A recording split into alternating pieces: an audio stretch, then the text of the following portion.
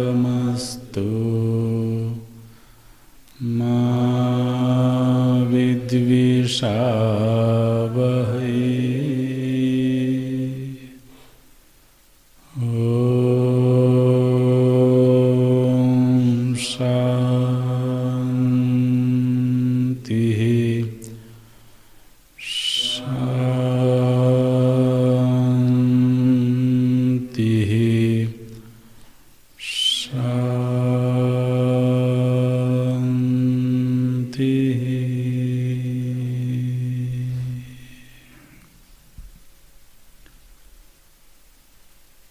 सदाशिवसमारम्भाम्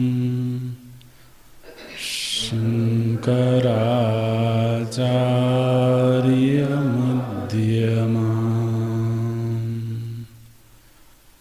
अस्मदाचार्यपर्यन्ताम् वन्दे गुरुपरम्पराम्।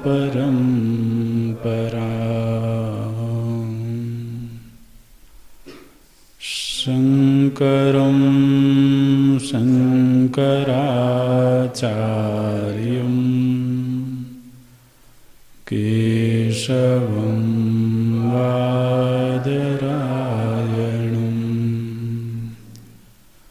सूत्रभाष्यकृतो वन्दे भगवन्तो पुनः पुनः भगवन्तो पुनः पुनः।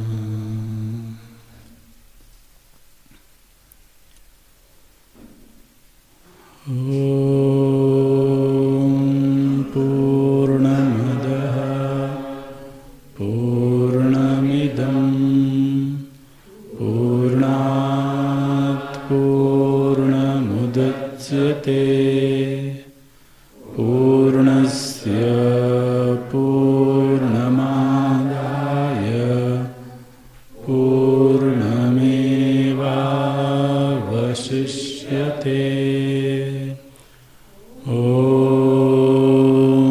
शान्तिः शान्तिः। शान्तिः।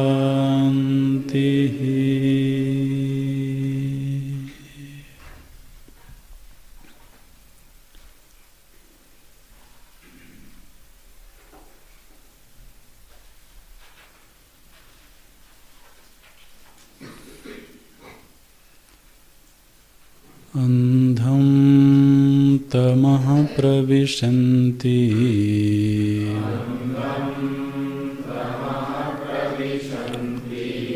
ये सम्भूतिमुपासते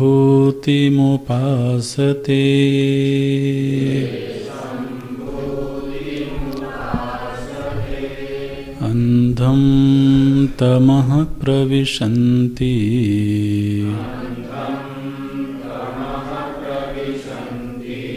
ये सम्भूतिमुपासते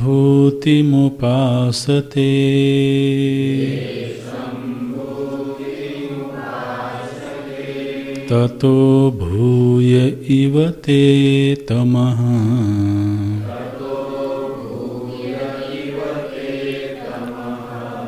य उ सम्भूत्यागं रताः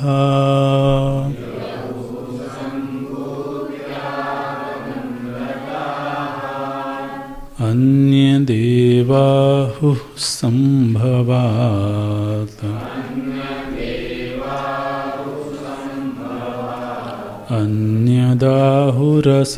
अन्यदाहुरसम्भवात् अन्यदेवाहुः सम्भवात्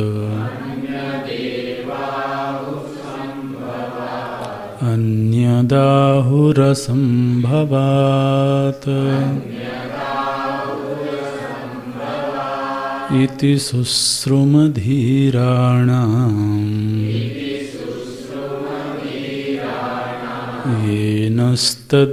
येनस्तद्विचचक्षिरे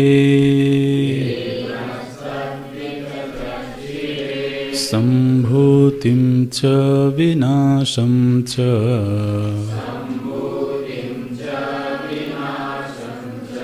यस्तद्वेदो भयगं सः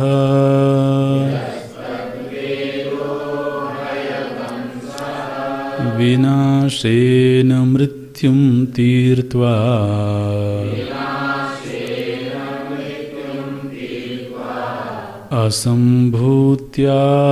असम्भूत्यामृतमश्नुते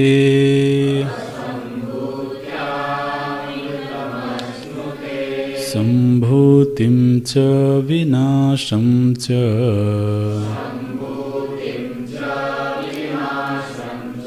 यस्तद्वेदो भयगं सः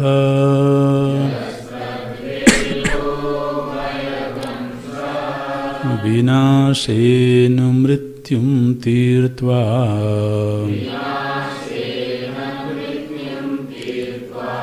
असम्भूत्यामृतमश्नुते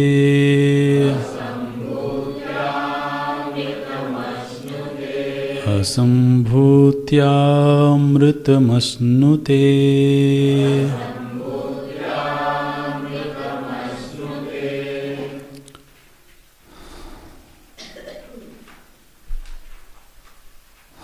अधुना व्याकृतोपासनयोः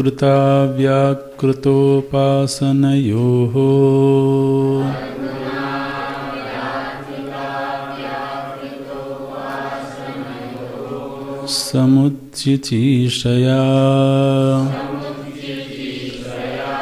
प्रत्येकं निन्दा उच्यते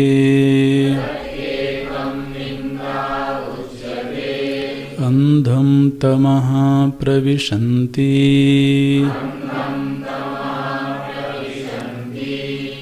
ये असम्भूतिं सम्भवनं सम्भूतिः सा यस्य कार्यस्य सा सम्भूतिः तस्या अन्या असम्भूतिः प्रकृतिः कारणम् अविद्या अव्याकृताख्या ताम् असम्भूतिम् अव्याकृताख्याम् प्रकृतिम् कारणम् अविद्याम् कामकर्म बीजभूताम् अदर्शनात्मिकाम् उपासते ये ते तदनुरूपमेव अंधं तमः अदर्शनात्मकं प्रविशन्ति ततः तस्माद् अपि भूयः बहुतरम् इव तमः प्रविशन्ति यौ सम्भूत्याम्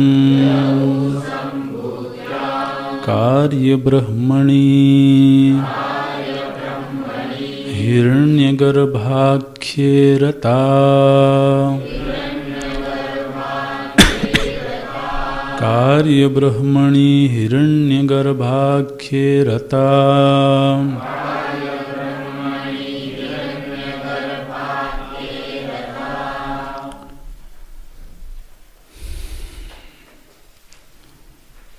ये असंभूतिम उपासते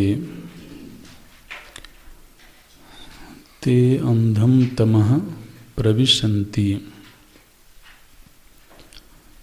जो असंभूति की उपासना करते हैं वो अंधकार में लोकों में प्रवेश करते हैं। ये संभूत्यामृताः जो संभूति की उपासना करते हैं ते ततः भूय इव तमः प्रविशन्ति। वो मानो कि उससे भी ज़्यादा अंधकार में लोकों को प्राप्त होते हैं। भगवान भाष्यकार संगति लगाते हैं। अधुना व्याकृत अव्याकृत उपासनयोः समुच्चिचिषया प्रत्येकम निंदा उच्यते। अब यहाँ पर श्रुति माता अव्याकृत और व्याकृत की उपासना के समुच्चय का आदेश देती हैं। समुच्चय की इच्छा से पृथक पृथक अनुष्ठान की निंदा करती हैं। ये असंभूति क्या है?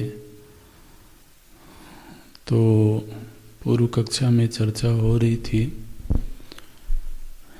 कि जो सृष्टि का कारण रूप है, कारण अवस्था है,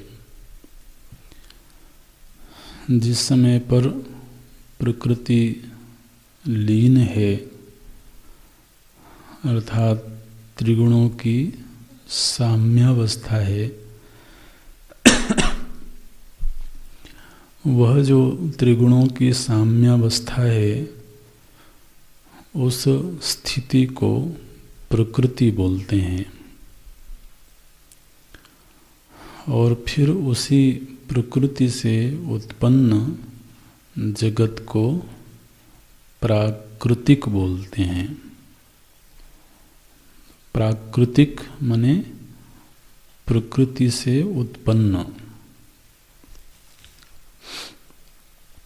भगवान भाष्यकार उस स्थिति का पहला जो नाम देते हैं वो प्रकृति ही। उसी से यह समूचा जगत उत्पन्न हुआ है और वही कारण है। तो दूसरा जो निर्वचन किया गया कारणम, प्रकृति ही कारणम अविद्या। तो जो अविद्या रूप स्थिति है, जहाँ पर किसी भी विशेष का ज्ञान नहीं है, टीकाकार बोलते हैं चित तंत्रा। टीका में पहली ही पंक्ति आप देखेंगे तो बोलते हैं चित तंत्रा माया परमेश्वरस्य उपाधि। मायां तु प्रकृतिं विद्यान मायिनं तु महेश्वरम। तो वह जो प्रकृति है अर्थात कारणावस्था है, जिसको माया हम लोगों ने पूर्व में पढ़ा है, तो त्रिगुणात्मिका माया अस्ति। लेकिन वह जो त्रिगुणात्मिका माया है वह स्वतंत्र नहीं है। कैसी है? ब्रह्माश्रया अस्ति। यहाँ पर टीकाकार बोलते हैं चित्तंत्रा। अर्थ वही है जो चिद रूप परमात्मा के तंत्र में है, अर्थात उनकी सत्ता से सत्तावान है। वो जो माया है, कारण रूपा माया है, उसी को श्रुति ने यहाँ पर असंभूति कहा है। असंभूति मने सृष्टि की कारणावस्था। जिस समय किसी विशेष का ज्ञान नहीं होता है तो इसलिए उसको अव्यक्त अवस्था भी बोलते हैं। न विद्यते कैश्चित अपि प्रमाणैहि। जो किसी भी प्रमाण के सामने नहीं अभिव्यक्त होती है, बल्कि प्रमाणों का भी वहाँ लय हो चुका होता है, तो वो है अव्याकृत अवस्था। ताम असंभूतिम अव्याकृताख्याम। पुनः पुनः वो उसका निर्वचन भगवान भाष्यकार करते हैं। प्रकृतिम कारणम अविद्याम। और वही जो कारण रूपा अविद्या है वही काम और कर्म का बीज है, वो सृष्टि का बीज है। और सृष्टि का आरंभ काम से ही होता है, कामनाओं से होता है, इच्छाओं से। तो इच्छाओं का बीज वही कारणावस्था है और फिर इच्छा पूर्वक कर्म का संपादन होता है। तो परंपरा से कर्म का भी बीज वही कारणावस्था है। तो बोलते हैं काम कर्म बीज भूताम।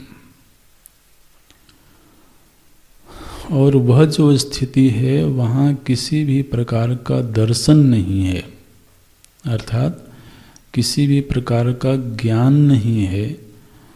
तो इसलिए एक नाम देते हैं अदर्शनात्मिकाम। वह जो कारणावस्था है कैसी है? बोले अदर्शनात्मिकाम। तो जहाँ पर किसी भी विशेष का ज्ञान नहीं है, ज्ञान का अभाव है, तो वह जो विशेष स्थिति है अदर्शनात्मिकाम उपासते। कुछ लोग हैं जो उस स्थिति की उपासना करते हैं। अब ये किस प्रकार की उपासना है, इस पर हम लोग चिंतन करेंगे, लेकिन पहले भाष्य की वो पंक्तियाँ तो समझना है। तो बोलते हैं काम कर्म बीज भूताम अदर्शनात्मिकाम उपासते ये, जो कारणावस्था की उपासना करते हैं और सरल करना चाहें तो जो लयावस्था की उपासना करते हैं, जो सृष्टि की लयावस्था है उसकी जो लोग उपासना करते हैं, ते तदनुरूपम एव, चूंकि वह लयावस्था अदर्शनात्मक है इसलिए तद अनुरूपम एव, उसी अदर्शनात्मक रूप स्थिति को वो प्राप्त होते हैं। तद अनुरूपम एव अंधम तमः, अंधम तमः मने अदर्शनात्मकम प्रविशन्ति। और भाष्य के पद देखते रहना ताकि आप स्वतंत्र रूप से भी जब वो पंक्तियाँ पढ़ें तो आपको उनका अर्थ मालूम होना चाहिए।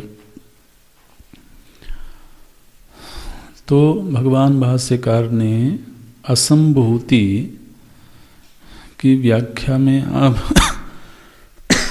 देखिए तो लगभग 3 पंक्तियों में व्याख्या की,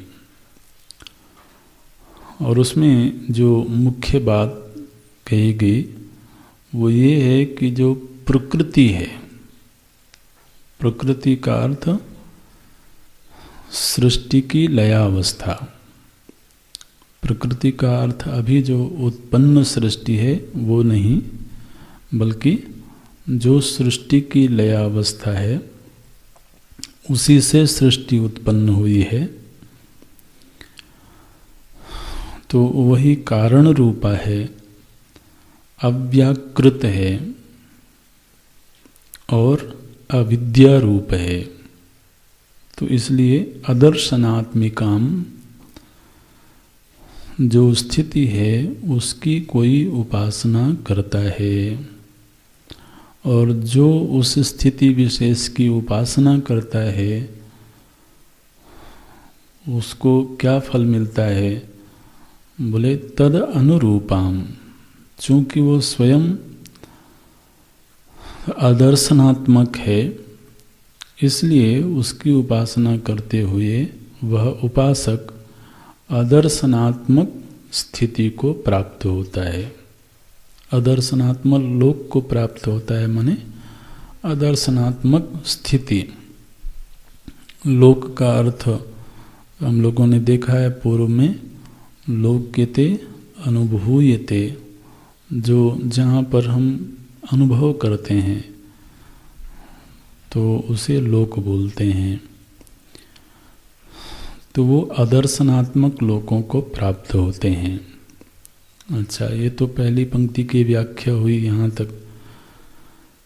फिर बोलते हैं ततः, ततः माने तस्मात् अपि, ये श्रुति का शब्द है ततः, तस्मात् अपि भूयः, भूयः माने बहुतरम इव, बहुतरम इव अंतमः प्रविशन्ति, मानो कि वो उससे भी ज़्यादा अदर्शनात्मक लोकों को प्रवेश करते हैं। कौन? यऊ संभूत्याम, जो संभूति में रत हैं, अर्थात संभूति की उपासना करते हैं। संभूति माने क्या? तो भगवान भाष्यकार क्या बोलते हैं? कार्य ब्रह्मणि। तो जो कार्य ब्रह्म है उसकी जो उपासना करते हैं, कार्य ब्रह्म माने क्या?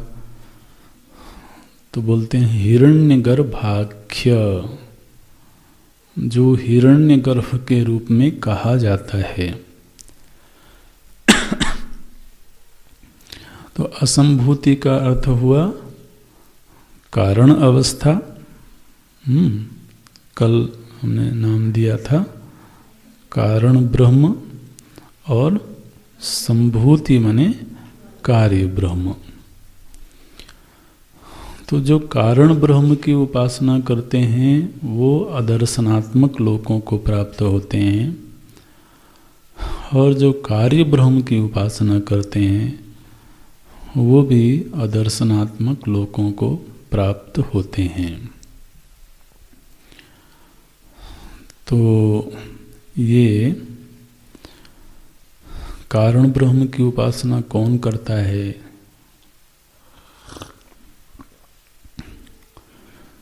कहीं आपने कोई कारण ब्रह्म की मूर्ति देखी क्या?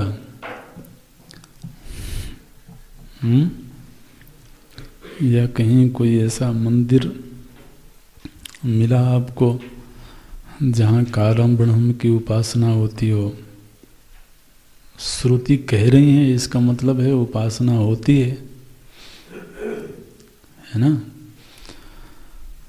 तो इसको थोड़ा सरल भाषा में समझें।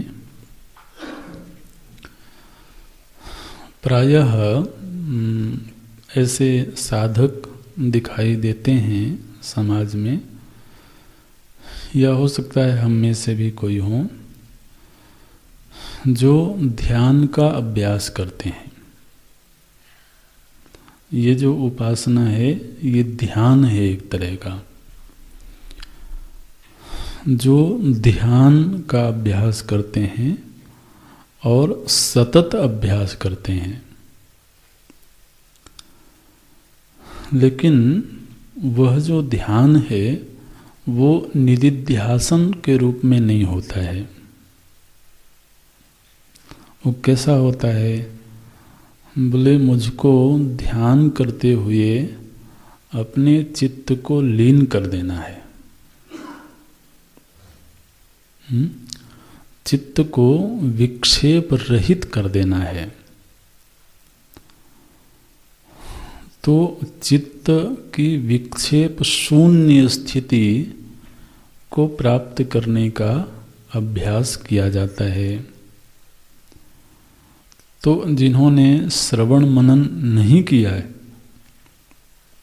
ऐसे लोग भी ध्यानाभ्यास करते हैं, और ध्यान से वो क्या पाना चाहते हैं? बोले शांति पाना चाहते हैं। और शांति माने क्या? बोले विक्षेप रहित अवस्था, चित्त की, मन की विक्षेप रहित अवस्था को प्राप्त करना चाहते हैं। तो ध्यान से आप कोई आत्मज्ञान पाना चाहते हैं, आत्मा का अनुसंधान करना चाहते हैं? बोले नहीं, वो सब मुझे नहीं चाहिए, मुझे केवल चित्त की शांति चाहिए। तो चित्त की शांति के लिए जो अभ्यास किया जाता है, दीर्घ अभ्यास होते हैं, तो और उससे लाभ भी होता है। तो धीरे धीरे दीर्घ काल तक अभ्यास करते करते चित्त की लयावस्था प्राप्त होती है। वो जो लयावस्था की प्राप्ति है वही असंभूति की उपासना है। उपासना माने ध्यान, लयावस्था का ध्यान।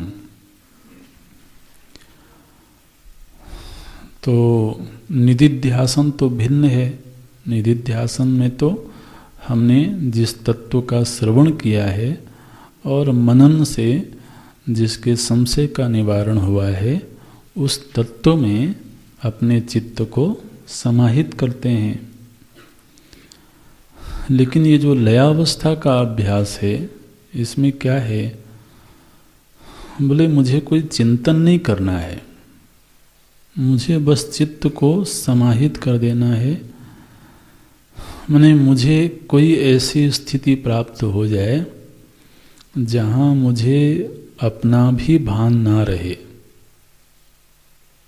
तो ऐसी शांत स्थिति प्राप्त होवे जिसमें विक्षेप शून्यता हो और मैं अपने आप को भी भूल जाऊं। तो अधिकतम जो ध्यान का अर्थ समाज में समझा जाता है वो यही समझा जाता है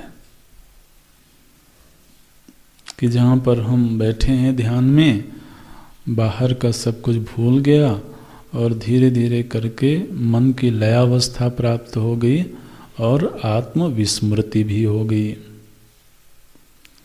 तो जो आत्मविस्मृति हुई तो लोग कहते हैं कि आज मेरा ध्यान लग गया। अच्छा, किस में ध्यान लगा? बोले किस में क्या मतलब है?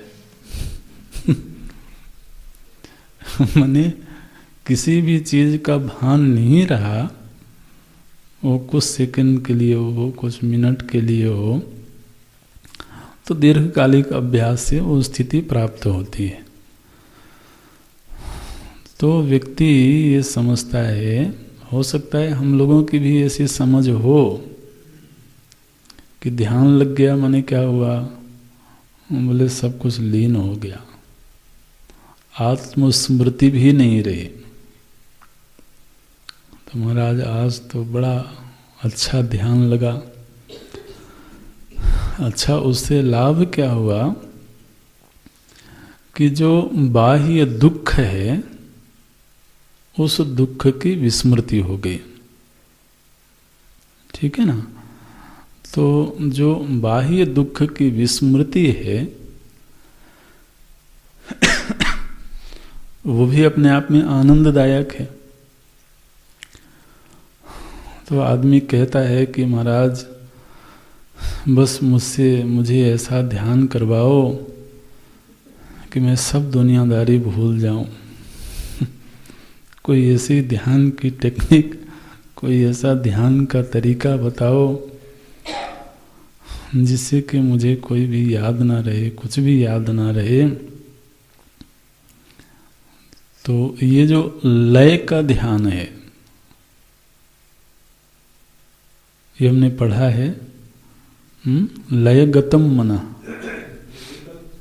नहीं, निर्विकल्प तो अलग है। हाँ, केवल लय की बात ही करें अभी। तो मन का लीन हो जाना, माने किसी चीज की स्मृति ना रह जाना, स्मृति शून्य स्थिति। तो वो व्यक्ति पाना चाहता है। वेदांत इस ध्यान की बड़ी प्रशंसा नहीं करता है। हालांकि ये ध्यान मंगलमयी है, एकाग्रता के लिए ये अभ्यास बहुत मंगलमयी है, लेकिन वेदांत तो आत्मावस्थान की बात करता है। वहाँ आत्मविस्मृति थोड़ी है, आत्म जागृति है ना। आत्म जागृति और आत्म विस्मृति ये दोनों अलग अलग चीजें हैं। तो वो मन को लीन कर देना चाहता है। आप देखिए तो ये जो विपश्चना में ध्यान करवाया जाता है, महाराज लोग कई कई घंटे ध्यान में बैठते हैं। और ध्यान में बैठते हैं माने उसका लाभ होता होगा इसीलिए बैठते हैं। तो जिन्होंने शास्त्रों का अध्ययन नहीं किया है, वेद वेदांत आदि का अध्ययन नहीं किया है, ऐसे लोग भी ध्यान करते हैं और ध्यान से लाभ भी होता है। तो वो जो मन की लयावस्था है, निश्चित रूप से उसमें विक्षेप राहित्य है, उसमें दुख से बाहर निकल आने की अनुभूति है। और चूंकि विश्रांति प्राप्त हुई इसलिए सुख की अनुभूति भी है, उसमें स्वाधीनता है। तो जब व्यक्ति चित्त की इस लयावस्था का अभ्यास करता है तो यह एक उपासना है। उपासना माने क्या होता है? उपासनम, समीप में बैठना, तो इस लयावस्था की समीपता को प्राप्त कर लेना, इसको बोलते हैं असंभूति की उपासना। तो ये क्योंकि वहाँ पर आत्मविस्मृति हो जाने से वो अज्ञान रूप है ना। तो जिस तरह से जब सृष्टि का लय हो गया तो क्या हुआ, वहाँ कुछ भी ज्ञान नहीं है, अदर्शनात्मिका स्थिति है वो। तो ठीक इसी तरह से ध्यान की ऐसी अवस्था को प्राप्त हो जाना जहाँ किसी भी चीज़ का ज्ञान नहीं है, अदर्शनात्मक स्थिति को प्राप्त हो गए। और यदि दीर्घ काल तक इसका अभ्यास किया जाए तो दीर्घ काल तक ये ध्यान लग सकता है। तो ये जो लयावस्था की स्थिति का अभ्यास करना और फिर उस स्थिति को प्राप्त कर लेना, इसको बोलते हैं असंभूति की उपासना। तो एक तरीके से वो कारण की स्थिति में पहुंच गया। अविद्या ही कारण है मुख्य रूप से। तो जहाँ पर किसी भी प्रकार का ज्ञान नहीं है, उस स्थिति को प्राप्त कर लिया, इसलिए वह सुषुप्तिवत होती है। सुषुप्तिवत होती है, लेकिन वो अभ्यास जन्य है। सुषुप्ति तो नैसर्गिक है, सुषुप्ति तो हमको सहज प्राप्त हो रही है, लेकिन वह जो स्थिति है वह भी पूरी तरीके से अज्ञानात्मक है। लेकिन वह जो अज्ञानात्मक स्थिति है वो अभ्यास का परिणाम है, अभ्यास से वह स्थिति प्राप्त हुई है। इसलिए अभ्यास से प्राप्त स्थिति का जो फल है वो विशेष हो जाता है। माने वो जो समाधि है, वो ध्यान है, वो निष्फल होगा ऐसा नहीं, उसका बहुत बड़ा फल होगा। वो आगे वर्णन आएगा, हम पढ़ेंगे। लेकिन वहाँ पर वो व्यक्ति चाहता है कि मुझे विक्षेप शून्य स्थिति प्राप्त होवे। अब उससे कहा जाए कि चलो थोड़ा उपनिषद के मंत्रों का चिंतन करते हैं, बोले महाराज ये सब विक्षेप है। चलो मंत्र के भाष्य का अध्ययन करते हैं, बोले ये सब विक्षेप है, मुझे तो केवल ध्यान करना है, आप ध्यान सिखाओ। और समाज में जब होते हैं तो वहाँ लोग पूछते हैं आपके आश्रम में ध्यानाभ्यास होता है कि नहीं होता है? आप ध्यान सिखाते हो कि नहीं सिखाते हो? अगर ये पूछ दिया जाए, हालांकि हर जगह पूछने की ज़रूरत नहीं है, लेकिन अगर पूछ दिया जाए कि किस चीज़ का ध्यान, उन्हें ध्यान का कोई विषय होगा ना। बोले ये सब मुझको नहीं मालूम है, मुझे ध्यान करना है, वो सिखाओ आप। तो जब ऐसी मांग होती है समाज में, तो क्या मांग है? वो लयावस्था की मांग है। मुझे विक्षेप शून्य स्थिति प्राप्त हो जाए, मुझे परिस्थिति की स्मृति ना रहे, मुझे अपने सुख दुख का भान ना रहे, बस मैं लीन हो जाऊं। तो अब आप कहो कि नहीं, पहले तो श्रवण करो, फिर मनन करो, तब फिर ध्यान का क्रम आएगा।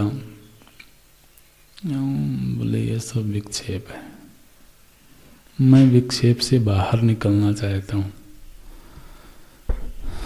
तो जो ज्ञान रहित ध्यान है,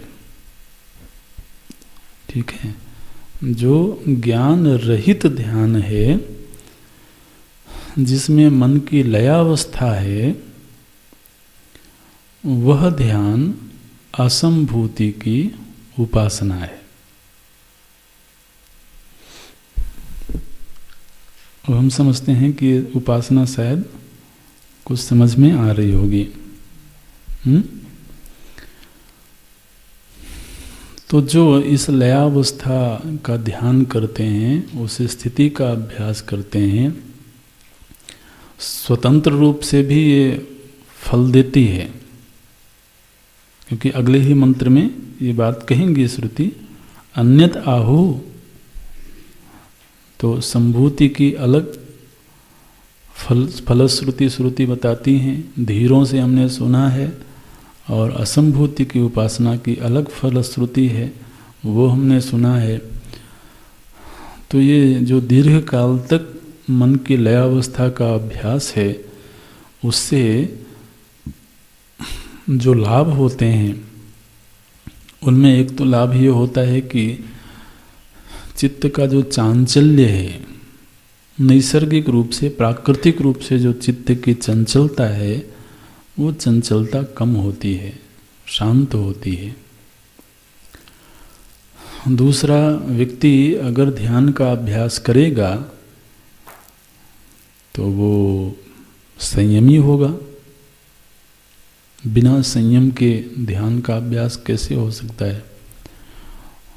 तो वो संयमी होगा, उसका खान पान, उसका व्यवहार, वो सब सीमित हो जाएगा।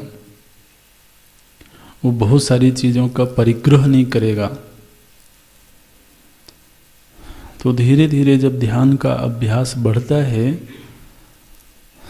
तो महाराज, और उसमें आनंद आने लगता है, वो अनुभव के धरातल पर उतरने लगता है, तो फिर वो व्यक्ति बाह्य विषयों से विरक्त भी होता है। और फिर ध्यान बढ़ जाए तो कहेगा, महाराज अब बस एकांत में एक कुटिया बनाऊंगा, जहाँ पर कोई आने जाने वाला नहीं होगा, किसी भी प्रकार का उपद्रव नहीं होगा,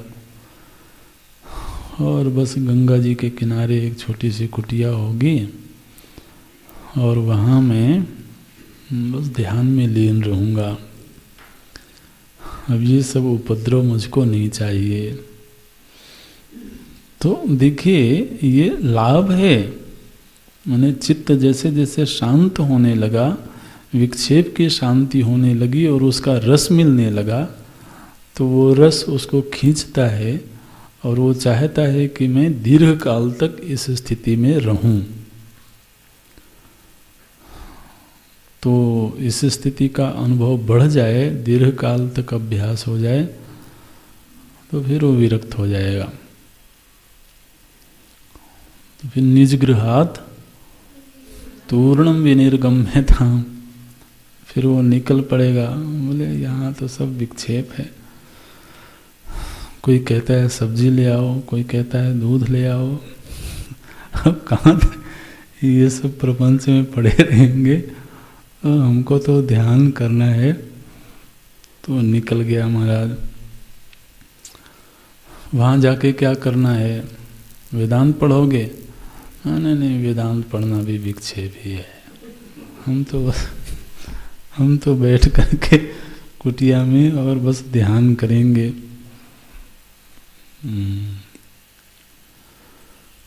तो ये अभ्यास बड़े बड़े लोग भी करते हैं, विद्वान भी करते हैं। और इस स्थिति को प्राप्त कर लेना ये कोई साधारण बात नहीं है। जो ऐसे लोग हैं वो महापुरुष हैं, क्योंकि इससे जो फल प्रकट होते हैं वो बहुत बड़े बड़े फल हैं। तो ये तो हुई असंभूति की उपासना, माने लयावस्था को प्राप्त करना। फिर श्रुति ने कहा जो संभूति की उपासना करते हैं। संभूति की उपासना क्या है? तो भगवान भाष्यकार ने कहा कार्य ब्रह्म। कार्य ब्रह्म माने कार्य रूप यह जो जगत है, इसको ध्यान देना। यह जो समूचा प्रपंच है, ये कार्य रूप जगत है। इस कार्य रूप जगत में जो उपहित चेतन है, कार्य रूप जगत में उपहित चेतन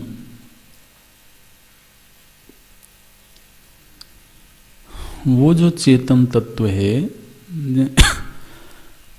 जिसका नाम हिरण्यगर्भ भी कहा जाता है, तो उस हिरण्यगर्भ की उपासना करना। हिरण्यगर्भ की उपासना करना माने क्या? तो जो उपासक है वो ऐसा चिंतन करता है, ऐसा भाव बनाता है कि जिस तरीके से इस शरीर का अभिमानी एक जीव विशेष है जिसको हम मैं कह रहे हैं, ठीक इसी तरह से इस समष्टि प्रपंच का अभिमानी एक चेतन तत्व है। ये जो कार्य रूप प्रपंच है, इस कार्य रूप प्रपंच का अभिमानी एक चेतन तत्व है जिसको कार्य ब्रह्म कहते हैं। उसी को हिरण्यगर्भ भी कहते हैं। तो इस जगत को उस ईश्वर का अर्थात हिरण्यगर्भ का विग्रह शरीर मानते हुए जब उसका ध्यान करता है और उसकी उपासना करता है,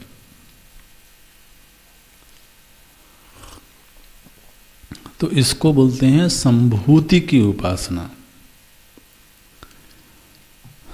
तो जगत में उपहित चेतन, जगत सामने है और इस जगत को ही वो भगवान की मूर्ति समझता है। तो जब हम कहते हैं इस शरीर का एक अभिमानी जीव है, अभिमानी जीव है माने क्या? अभिमानी माने आप नकारात्मक अर्थ में नहीं लेना। अभिमान का अर्थ होता है पहचान। तो जैसे अभी इस शरीर में जो जीव है उसकी पहचान किसके माध्यम से हो रही है? इस शरीर के माध्यम से। तो इस जीव की पहचान का माध्यम ये शरीर है। तो इसलिए इस शरीर के का अभिमानी वो कहलाएगा। तो जब शरीराभिमानी कहलाता है तो उसका मतलब होता है कि शरीर के माध्यम से उस चेतन तत्व को पहचानना। इसी तरीके से जब हम कहेंगे दृष्टा है तो वो नेत्राभिमानी है, उस समय पर इंद्रियाभिमानी है। जब हम कहते हैं मनता, विज्ञाता, मनन करने वाला, तो उस समय वह अंतःकरणाभिमानी है। तो इस शरीर में जो अभिमानी जीव है वह इस शरीर के हर अंग में है, हर अंश में है। ठीक है ना? तो इसी तरीके से जब कोई कहता है कि इस समष्टि जगत का अभिमानी एक चेतन तत्व है, तो समष्टि जगत का अभिमानी है माने क्या? बोले एक बात तो यह है कि जगत के माध्यम से उसकी पहचान हो रही है, तो ये जगत ही उसका विग्रह है। तो आप भागवत जी में पढ़ेंगे आरंभ में ही, तो विराट पुरुष का वर्णन आता है। तो ये उसका सिर है, अंतरिक्ष उसका हृदय है, चंद्रमा और सूर्य उसकी आँखें हैं। इस तरीके से पूरी सृष्टि को एक विग्रह के रूप में देखा गया। और ये जो समूची सृष्टि है ये क्या है? बोले उस हिरण्यगर्भ परमात्मा का शरीर है। तो इस समष्टि जगत का अभिमानी जो चेतन तत्व है, वह चेतन तत्व जब हमारा उपास्य बने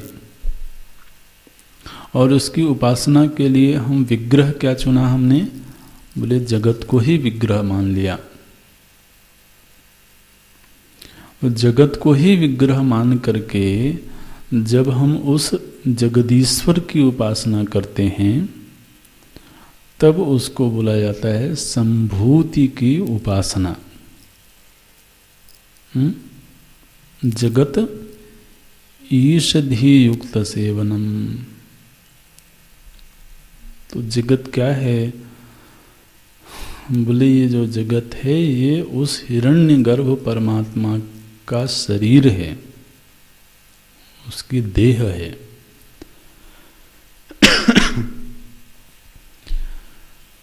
तो अब वो जो हमारा इष्ट है वो एक लोक में नहीं रहते हैं। देखिए, एक लोकवासी जो ईश्वर हैं वहाँ भाव थोड़ा बदल गया। वो एक लोक में हैं, उनका प्रभाव सर्वत्र है। उनका एक हमने विग्रह बनाया है, तस्वीर बनाई, मूर्ति बनाई, उसमें उनकी उपासना करते हैं, वो एक अलग बात है।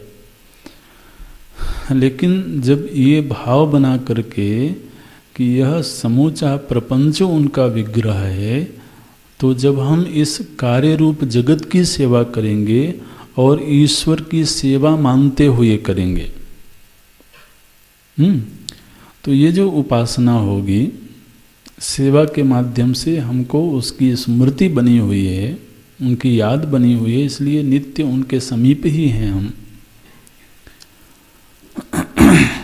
तो जगत में कोई भी घट रही घटना जब हमें उन्हीं का विलास मालूम पड़े,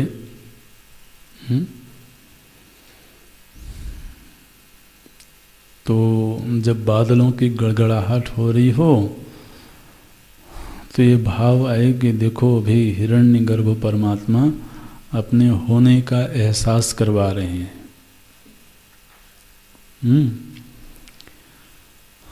तो जब बरसात हो रही है तो सोचता है कि आज बड़े खुश हैं।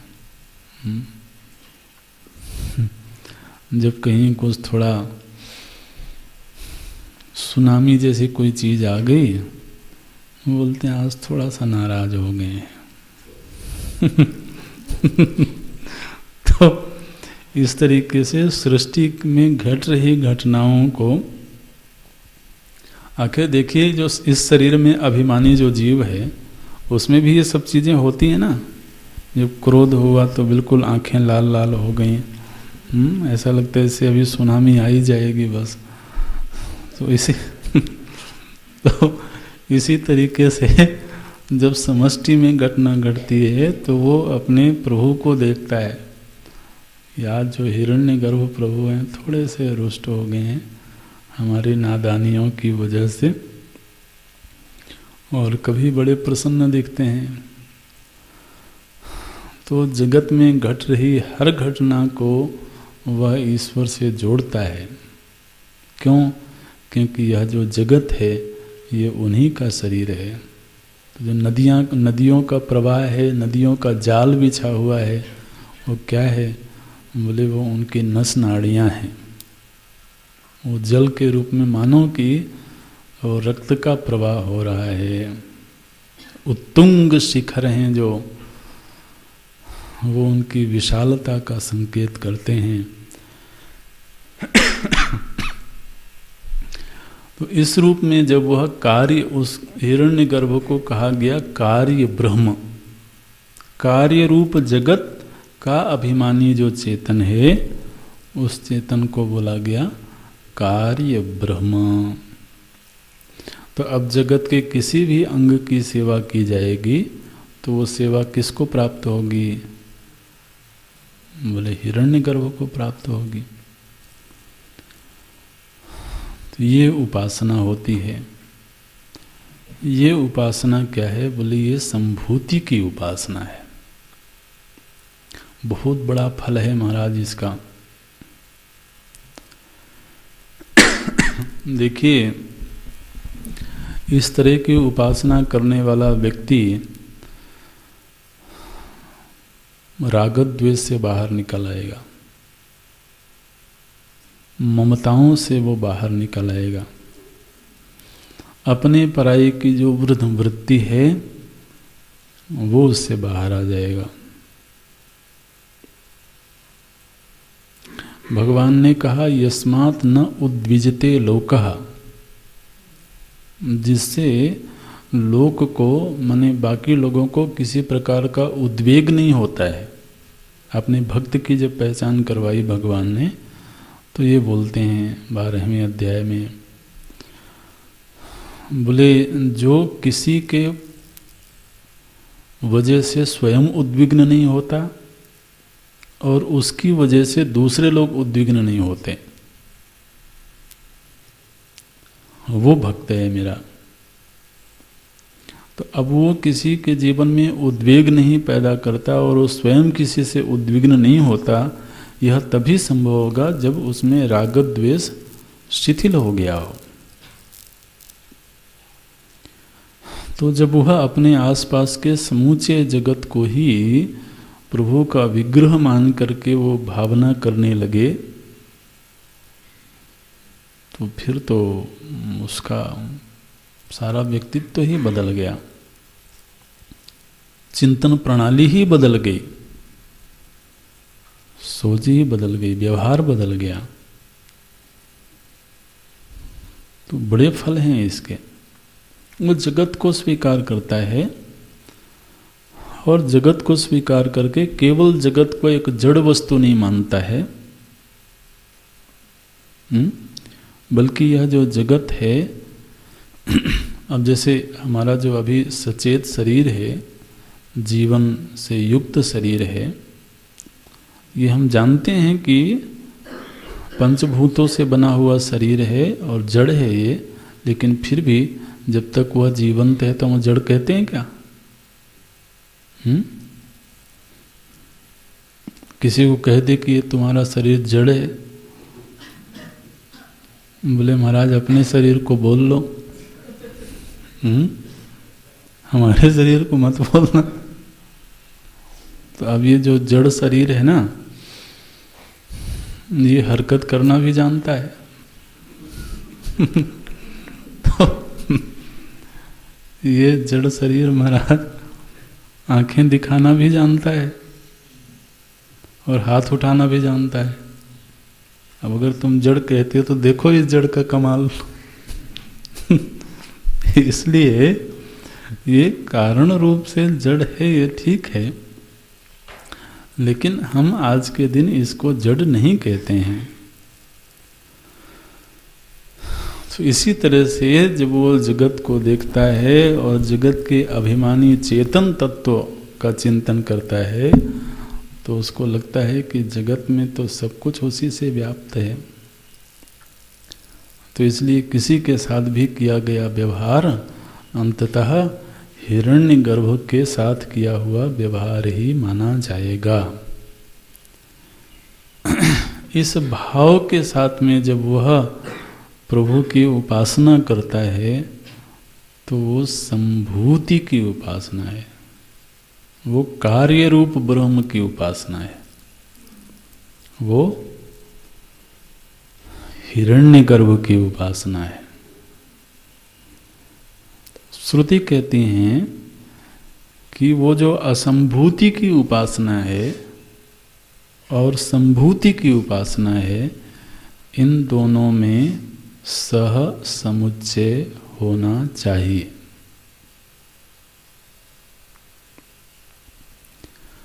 वो सह समुच्चय का स्वरूप क्या होगा वो तो अगली कक्षा में देखेंगे, लेकिन श्रुति चाहती हैं कि ये पृथक पृथक उपासनाएं भी बहुत मंगलमयी हैं, लेकिन उससे भी ज़्यादा मंगल तब होगा जबकि ये दोनों ही साधनाएं साथ साथ होवें, इनका सह समुच्चय होवे। तो ये अगली कक्षा में देखते हैं। ओम पूर्णमदः पूर्णमिदं पूर्णात् पूर्णमुदच्यते पूर्णस्य पूर्णमादाय पूर्णमेवावशिष्यते। ओम शांति शांति शांति। हरि ओम। श्री